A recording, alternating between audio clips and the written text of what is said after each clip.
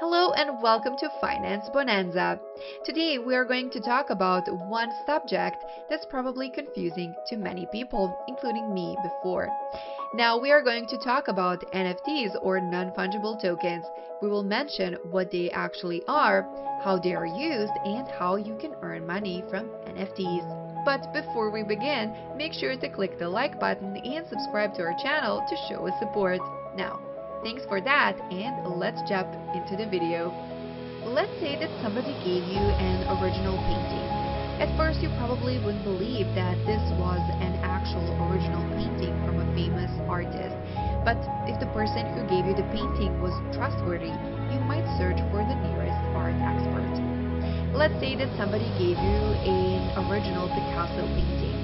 At first, you probably wouldn't believe that it was an original, but if the person that gave you the painting was trustworthy, you might try to evaluate the price of the painting. The expert would go to your home and examine the painting's composition, and if the expert thought it was an original Picasso painting, the expert would call a team of appraisers to see if it is a well-painted fake. This might seem over the top, but how else are you supposed to know if the painting is an original? With NFTs, or non-fungible tokens, the above scenario wouldn't exist. If an NFT is attached to a work of digital art, you can be 100% sure that the work is original. If you screenshot a digital artwork with an NFT, that screenshot would never be original. Quite simply, the screenshot won't have the cryptographic token, the NFT, attached to it. Anyone else could easily identify any copy as fake because it wouldn't be identified on the blockchain. No team of experts is needed to verify this. This is why digital artists like Beeple can sell a piece of digital NFT art for $69 million. We know for a fact that it is a Beeple original. As long as the token is attached to it, there is no debate. Meta Vulcan can sleep peacefully at night knowing that he owns Beeple's every day the first 5,000 days. The work will never be misattributed to another artist, like how a Rembrandt painting was thought for decades to be a work of his apprentice. Just with this information, it's so easy to see why NFTs have exploded onto the world stage. To further understand NFTs, let's examine how the ecosystem came to be. Colored coins on the Bitcoin blockchain are often considered the first NFTs. They were very limited in functionality and far less effective than the NFTs we have today. At the very least, they paved the way for thinking about non-fungible tokens. Colored coins represented multiple assets, including coupons, property, subscriptions, and digital collectibles. Even so, the technology was in its infancy.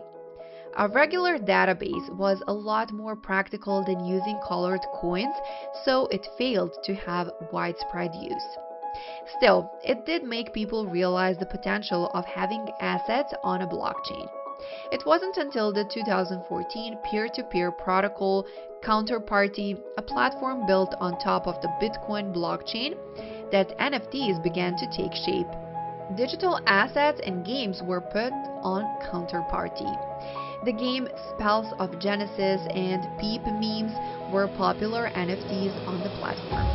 By 2017, Ethereum had begun to take off. The now famous CryptoPunks were put on the blockchain. These 10,000 unique characters soon became digital collectibles. CryptoPunks are simple, but were some of the first NFTs minted on Ethereum. Not long after, CryptoKitties made its debut in October 2017, a turning point in the popularity of owning digital assets. Even investors like Samsung Next and Google Ventures began pouring wealth onto NFTs after seeing the immense possibilities. In 2018 and 19, NFT marketplaces like OpenSea and Rarible began gaining around, allowing anyone to mint their own NFT art. Though originally proposed in 2018, the current NFT standard of ERC 721 began to bloom over the next few years. It is through ERC 721 that platforms like Decentraland, Crypto Heroes, Gods Unchained, and a whole slew of current games and applications are made possible. ERC 721, or Ethereum Request for Comments 721, allows for more than just trading cards and collectibles. You can mint event tickets, buy digital land, unique gaming, clothing, music, and video clips. Now that we have an understanding of NFT history, let's discuss the general idea of NFTs. Let's first explain what does it mean to be fungible. To better understand non-fungible tokens, we'll discern what it means to be fungible. Fungibility is usually used in finance to talk about items that are interchangeable and indistinguishable. Fungible items can also be divided into parts. A clear example of this would be currencies. In USD, a USD 5 banknote is interchangeable and indistinguishable from another USD 5 note. 5 USD 1 bills are equal to a USD 5 bill, and 4 of them are equal to USD 20 bill, and so forth. These are considered fungible. Although scarce and created with advanced technology, cryptocurrencies are also fungible. 1 unit of Bitcoin is perfectly exchangeable with another unit, and 0.02 Bitcoins are fungible with a 0.02 Bitcoins. In all likelihood, your cat is not interchangeable with your neighbor's cat. Even though your neighbor's cat might also be the same Siamese breed, maybe your cat is nicer and doesn't scratch the couch. A rare, limited edition Pokemon card is also not fungible. Even though a first edition Pikachu might have the same holographics as another first edition Pikachu, one might sell at an auction for $40,000 while another sells at an auction for $80,000. This is what an NFT tries to turn a digital asset into. It uses cryptographic technology to make sure that what you own is original. If you buy any NFT artwork, an online collectible card, or digital property, you can be certain that the digital asset is yours. You don't need a whole slew of paperwork and verification to make sure that you own that specific piece of digital land. All you need is ownership of the token. That begs the question, why would somebody spend their hard-earned crypto on these digital assets? Is it more than just trying to exchange these assets to get rich? Subjective value is at the heart of what makes NFT valuable. A buyer owns a Gravnovsky digital signature forever. That has a lot of sentimental value to people who are fans of celebrities. NFTs are also, arguably, far more secure than owning a physical asset, like a rare baseball card. There could be an accident, for instance, like a devastating fire that burns down your house and your card collection. Maybe a thief hears of your one-of-a-kind $1 million Babe Ruth card and steals it. With NFTs, this isn't a problem, since the ownership is granted on the blockchain, and every computer in the network can recognize your ownership.